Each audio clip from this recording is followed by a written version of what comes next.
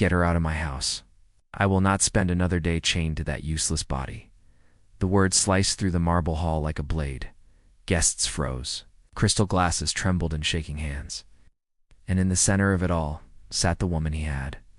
Once promised to protect for life, he said it in front of everyone, in front of the board members who admired him, in front of the staff who feared him, in front of the friend who would soon wear a white dress beside him. And Amelia did not cry. She sat in her wheelchair, her hands resting gently on the soft wool blanket across her lap. Her body was heavy from medication. Her legs had not moved in 3 years. The silk of her dress brushed against skin that no longer felt the world the way it once had. But her eyes were steady. Across from her stood Daniel Laurent, billionaire. Tech founder, media darling, the man magazines called unstoppable. His tailored suit fit him like armor. His jaw was sharp with anger, or maybe shame. Even he could not tell the difference anymore. Beside him stood Sophia. Sophia, the best friend. Sophia, who once braided Amelia's hair during college nights when they dreamed about futures full of love and laughter. Now Sophia's hand rested on Daniel's arm, and the guests watched in silence. They told themselves it was not their place. They told themselves this was private, but injustice has a weight. And everyone in that room felt it pressing on their chest. Amelia had not always been this quiet figure in a wheelchair years ago. Before the accident, she had been the light in every room. She had studied architecture, loved long walks through city parks, and believed buildings should feel like home. She had met Daniel before he became powerful. Back when his startup was just an idea scribbled on napkins in a tiny cafe that smelled of burnt coffee and ambition. She had believed in him when no one else did. She had worked 2 jobs to support them. She had listened to his fears at 3 a.m. when investors said no. She had held his shaking hands when failure seemed certain. The night his company finally secured funding, he had cried into her shoulder. He had whispered that he would never forget who stood beside him when he was nothing. Amelia remembered that whisper now. 3 years ago. Everything changed. A rainy night. Slick roads. A delivery truck that did not stop in time. Metal twisted, glass shattered. The world turned upside down in a smell of smoke and hot rubber.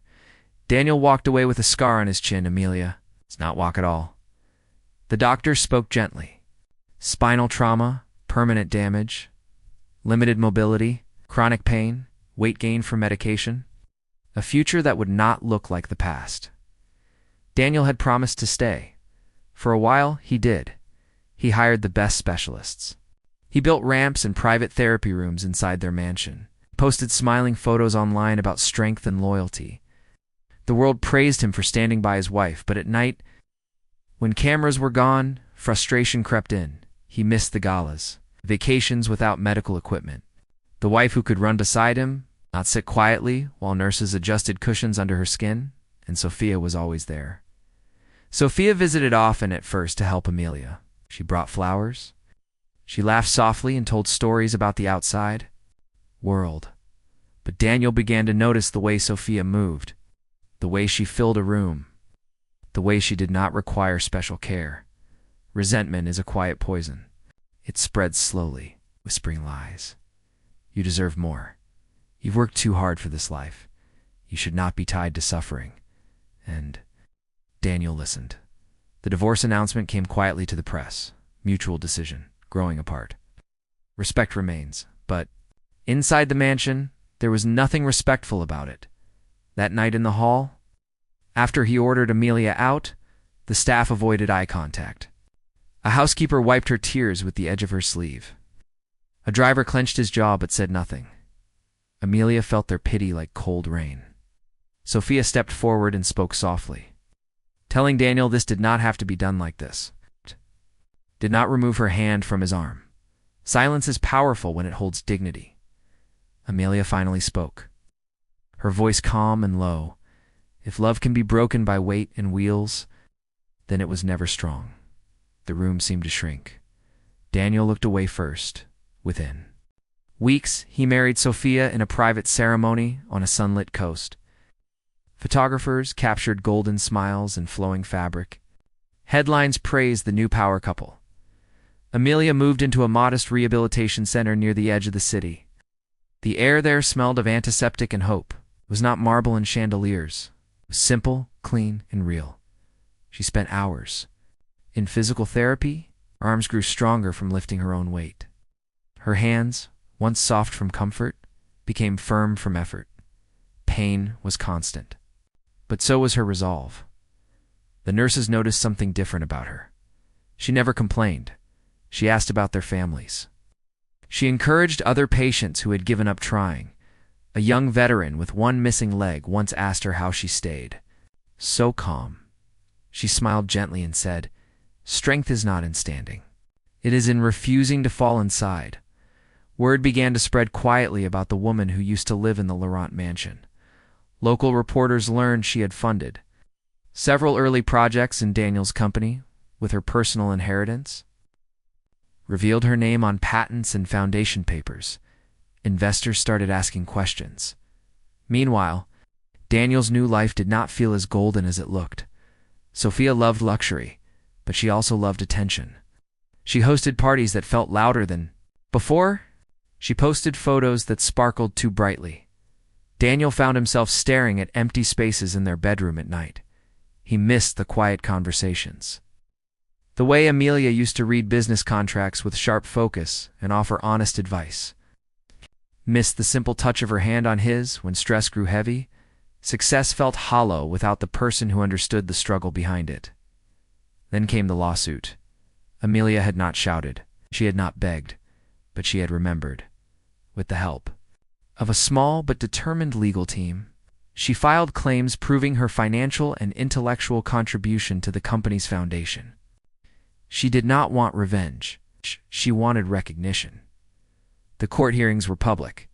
Daniel walked in confident the first day. It was used to control. But as evidence unfolded, the truth stood tall. Emails from years ago. Bank transfers from her account. Handwritten notes outlining early product designs in her careful script. Sophia watched from the back row, her face pale. Amelia entered quietly in her wheelchair, wearing a simple navy suit. Her back was straight, her chin lifted. She did not look at Daniel. When asked why she pursued the case, she answered calmly, "I did not build a future to be erased from it." The courtroom grew still. Outside, former employees gathered. Many remembered. The young woman who once brought them coffee and encouragement during long nights. They remembered her belief when the company almost collapsed. Public support shifted. Daniel began to understand. Something he had ignored. He had not just abandoned a wife, he had abandoned the foundation of his own success. The ruling came months later. Amelia was granted a significant share of the company and public acknowledgement as co-founder.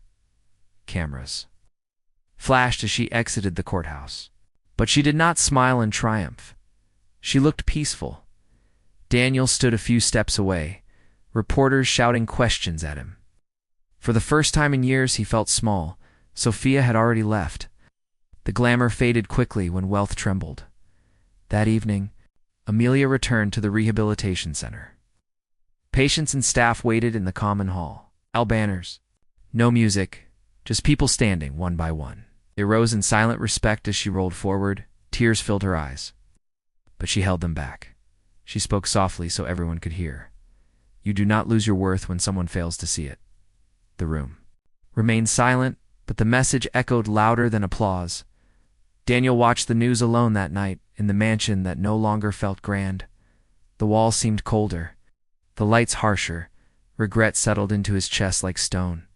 He realized, too, late, that loyalty cannot be replaced with beauty.